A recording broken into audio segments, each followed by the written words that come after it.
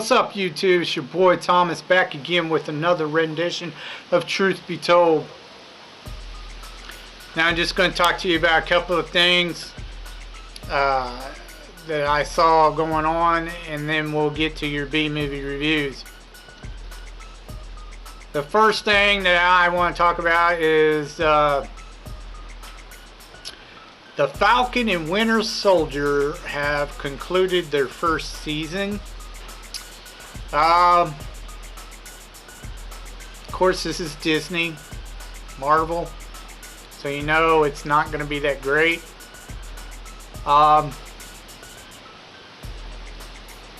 First thing I want to mention is I am not a huge Captain America fan. I never was. I never really got into him all that much, even in the comics. So I know a little bit about Captain America and his story and everything, but I'm not into depth, like into like all his villains and stuff like that.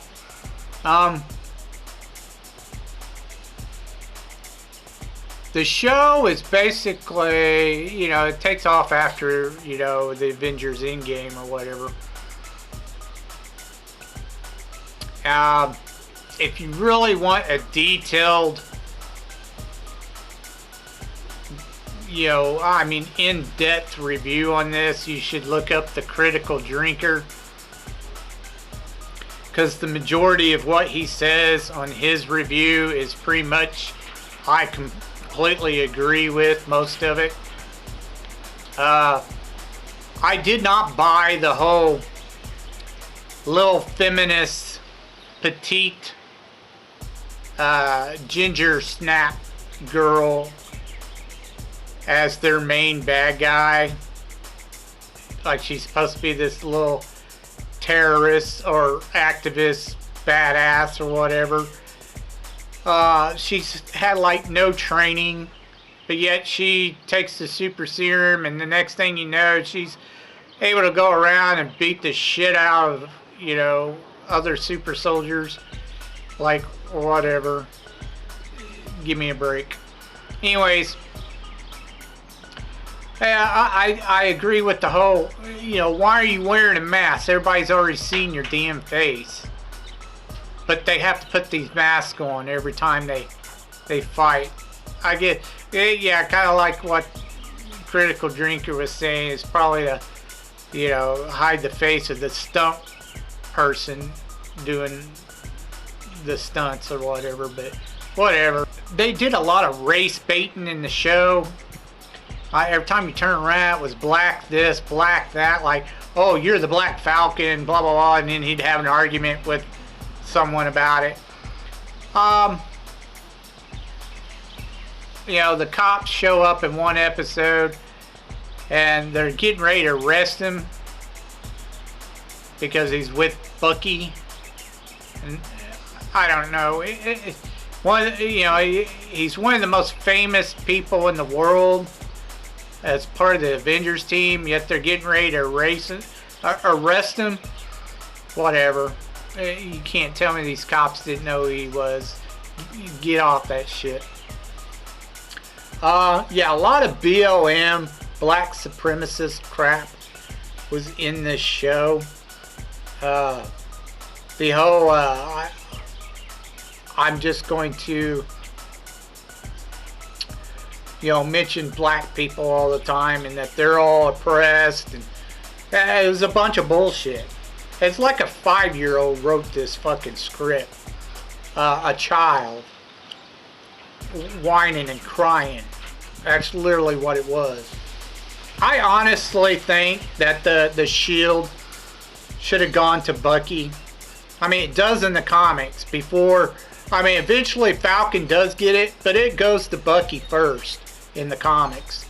And I think they should have gone along with that in the show. I think the Falcon should stay the Falcon. Plain and simple. It fits. That whole suit where he comes in at the end of the last episode You know, he's trying to be Captain America and the Falcon at the same time. It just don't work. It looks ridiculous. It was dumb. They shouldn't have done it.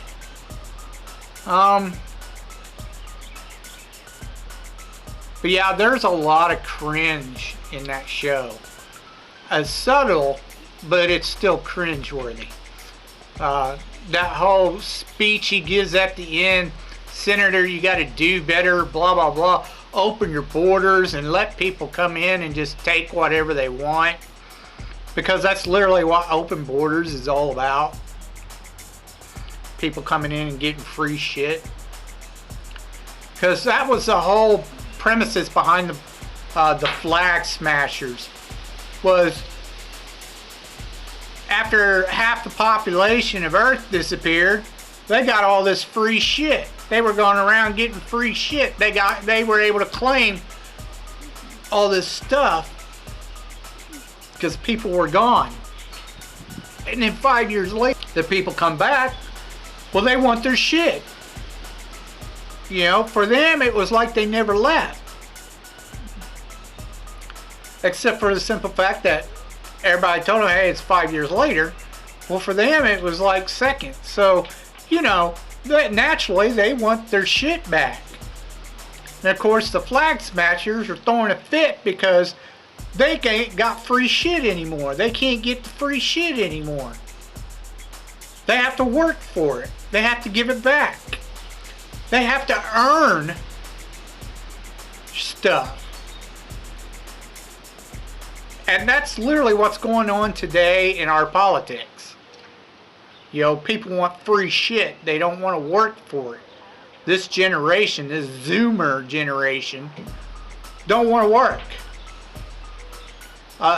Your BLM, your black supremacist groups, they don't want to work. They want shit handed out to them. They want free shit. I'm Native American. You don't see my people going around having a hissy fit and, you know, with their hands out. They work for their shit. Maybe you should try it. To all them BLM people. Try it. Maybe you fucking stop blaming people for your own damn problems. It's your fault, not anybody else's. If you work hard enough, you can get what you want. Anyways, a lot of that crap, virtual signaling and all that bullshit was going on in Falcon and Winter Soldier. If they would have left all that shit out, the show would probably be halfway decent, but they couldn't do it. It's Disney. It's Marvel, it's Disney. They can't do it. So that's my thoughts about Falcon and Winter Soldier. It's okay, but there's just way too much political crap in it. Alright, the next thing I wanted to talk to you about is the piece of garbage, trash, Mortal Kombat 2021. This new movie. None of the characters look like the characters. Almost none of them look like the characters from the game. It's like a bunch of cosplayers got together and decided to do a skit. That's literally what the movie looks like. The only two decent actors in the whole fucking movie is the guy who played fucking Scorpion and Sub-Zero. The Shang Tsung guy, he's a fairly well-known actor, but he just did mediocre. He didn't do all that great, I didn't think. He was okay, but yeah, the best actor was the Scorpion dude. The rest of them sucked for the most part, except for Sub-Zero.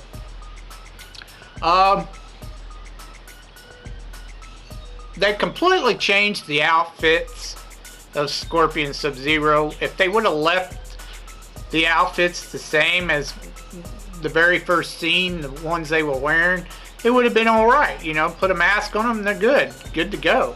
What the fuck, man? No, they had to put all this silver and black fucking metal mesh crap on him towards the last fight. It was just dumb looking. It was retarded. They completely changed the story. The whole damn dragon mark bullshit fucking gives them their powers is about the dumbest shit I ever seen. This has been done before in other stories, or something gives them their power, a type of mark or something. So it was dumb. Whoever came, the writer, these writers who wrote this is just idiots. They're dumb. They don't know how to write. Terrible writing. The other thing that really irritated me was they changed the Scorpion's backstory. I mean, completely changed it. So they could add this Corey character, which was retarded. He's an idiot. He shouldn't have been in the movie. There was no... Scorpion did not have a daughter. He had 2 sons. Sub-Zero supposedly kills, and the Lin Kuei supposedly kills his entire clan, and then kills his Scorpion's family. Sub-Zero personally does. That's why Scorpion's after him.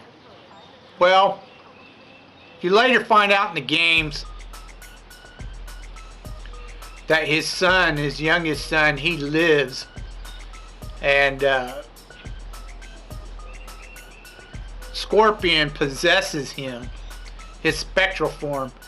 It possesses his son so that he can go after Sub-Zero and kill him, which he eventually does. And then later he finds out that it wasn't Sub-Zero at all. It was actually Quan Chi, who manipulated the Lin Kuei to killing his entire ninja clan and his family. It was Quan Chi who killed his family, not Sub-Zero. So they, like I said, they completely rewrote Scorpion's backstory, which made no sense whatsoever. Oh my gosh, that Cabal character looked horrible. Horrible. You could, if you zoom close in on some of the scenes, you could tell it's all styrofoam and shit. The mask. It looked like a really cheesy 80s sci-fi helmet or some shit. It was retarded looking. It doesn't even look anything like the gas mask in the video game. Nataro, she didn't look anything like in the video game. Melina, what the fuck were they thinking? It's supposed to be an Oriental woman, not a black woman. And they jacked her up. She didn't even look anything close to the Melina in the video game. The teeth were tiny. They're super long fangs, and they weren't. It was dumb. It was so dumb. The Sonya Blade looked nothing like the Sonya Blade in the video game. And she was the worst actor in the entire movie. I could not stand that woman. She does not know how to act. Anyways, terrible, terrible movie. Don't waste your time. I can't believe Ed Boon gave the go-ahead for that movie. It was so dumb. Horrible. Worse than Annihilation. I'll stick with the 95 movie, and I suggest you do too. The 95 Mortal Kombat was awesome. A little cheesy, yes, but it was awesome. They got the characters and the story right. Did you not see the reptile in this new movie? Oh my god. It was just an overgrown lizard. It was so dumb. Reptile was terrible. Terrible. Worst CGI of the movie. Terrible. Was fucking Reptile. God. Get that shit out of here. Oh, horrible, horrible, horrible movie. Don't watch it. Stick with the 95 movie. At least Liu Kang didn't look like some little fairy and talk like one. He's all scrawny and shit in this new one. The Liu Kang character was absolutely terrible too. Horrible. I liked the 95 guy, the guy who played Liu Kang in it. It was awesome. And then they have to bait you with Johnny Cage at the very end of the movie. Like, whatever. Get out of here. You're dumb. You should have led with that. Fucking retards. Alright, let's get on to your B-movie review. What's up, movieaholics? This week is Action Week.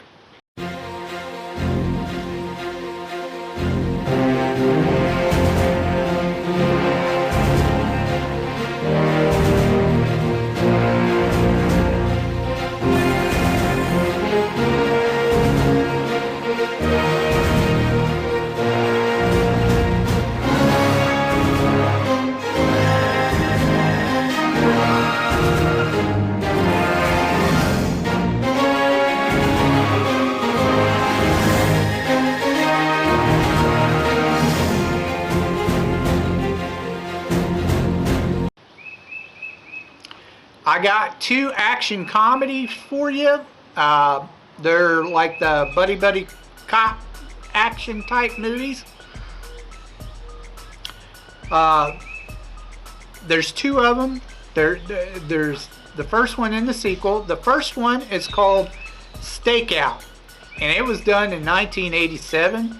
Made about 65.5 mil worldwide at the box office. It did okay. Not too bad. Now this starred Richard Dreyfuss and Emilio Estevez.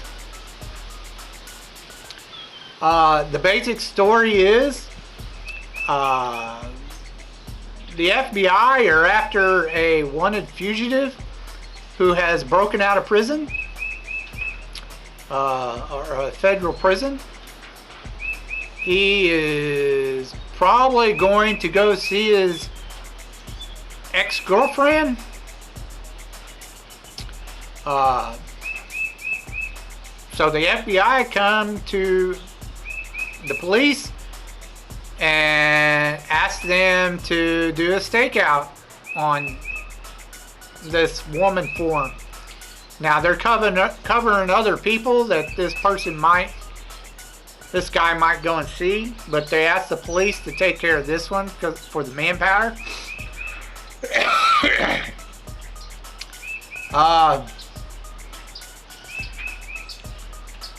You have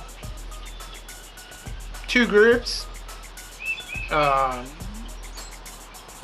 two sets of partners. One's the night shift, the other's the day shift.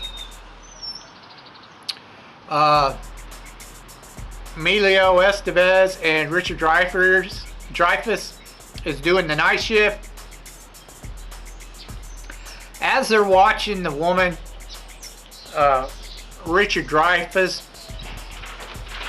kind of gets involved with her. She doesn't know he's a cop till almost towards the end of the movie. But he keeps running into her all the time, and he kind of starts seeing her, and he's not supposed to be doing that. Emilio Estevez and Richard Dreyfuss have got these ridiculous mustaches. They just look retarded with them, especially Emilio Estevez. But all said and all is done. You know, the bad guy eventually shows up. She finds out Richard Dreyfuss is a cop, and she hates him. But then the bad guy's like threatening to kill him. The next thing you know, she loves him. Save me, you know, all of a sudden. So they fool the bad guy's plan, and he ends up getting killed, and that's pretty much the end of the movie. Richard gets with the girl, and that's it. We're done. That's the end of the movie. It wasn't bad for an action comedy cop movie. Not too bad. It had its funny moments in it. It's a decent flick. I give it 2 thumbs up. I highly recommend it. Check it out. It's a good movie. The next one I watched was the sequel to it, and it was called Another Stakeout. And it was done in 1993. And it only made about 20 million. So it didn't do all that well. I mean, not really. I think a lot of the fact that it really didn't do all that well because, you know, you have Richard and Emilio who came back to reprise their roles. But then they added Rosie O'Donnell to the movie. And we know that most people do not like Rosie O'Donnell. She sucks. She's not funny at all. But anyways, in this movie, she's like part of the district attorney's office. And she asks the cops for some help to locate a certain woman who was in the protective witness program. Everybody who was watching her ended up getting killed by a hitman to try to take her out, kill her because she's a witness. She escapes. She's the only one to live, and nobody can find her.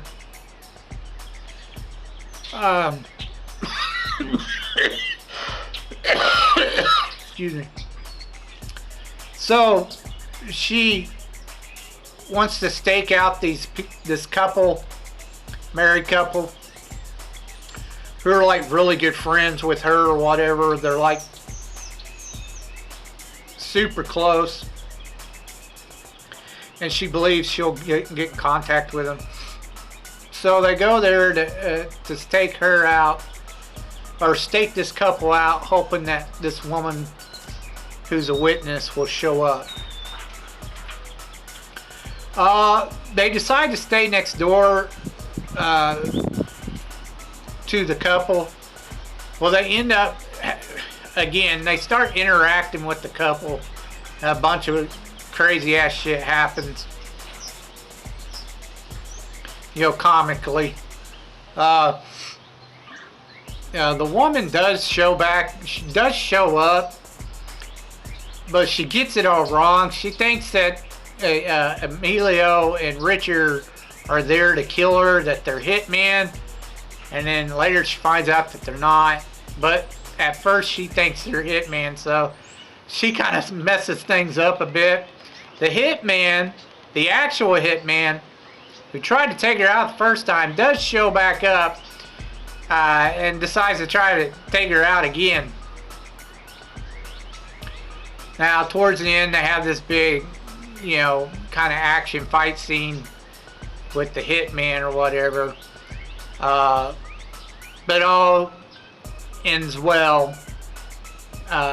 Nobody dies or gets killed, except for the hitman or whatever. And everybody lives happily ever after.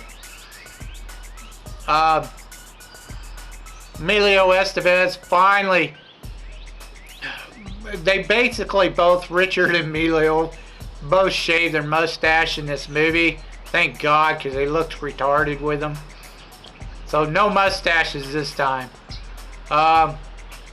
Rosie O'Donnell is just, I can't stand her. She kind of makes some cringe moments in the movie. There are a few funny parts in it, so it wasn't all that bad. But yeah, the first one was far better. Still, if you're looking for a good action comedy cop movie, you know, I'd give this a thumbs up and a thumbs down. It's not bad, it's okay, but it's not like really great. You know, you don't necessarily have to watch it to go with the sequel. Well, actually, unless you're interested in the whole love romantic relationship between Richard Dreyfuss and the woman from the first movie, because it kind of goes into that too in the sequel. She's pressuring him to marry her. He don't want to marry her.